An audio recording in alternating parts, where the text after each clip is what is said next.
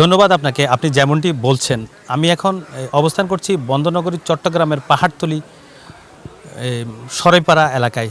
আমার পেছনটাতে উন্নয়ন কাজ চলছে। এটি হচ্ছে যে গহনাছড়ার জলাবদ্ধতার উন্নয়ন কাজ চলছে।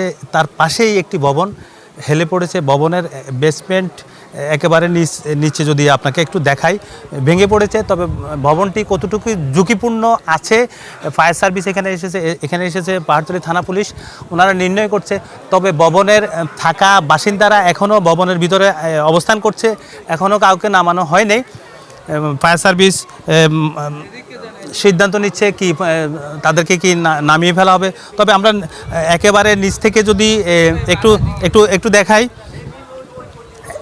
ভবনের নিচটা একেবারে ভেঙে পড়েছে বলা চলে। পাশে উন্নয়ন কাজ চলছে। উন্নয়নের কাজের এখানে মাটি খননের কারণে এই ভবনটার নিচে ভাঙার উদ্দেশ্যটা এটাই বোঝা যাচ্ছে। আমি যদি আপনাকে একটু দেখাই, এটি হচ্ছে যে চট্টগ্রাম সরাইপাড়া ছড়ার কাজটা চলছে।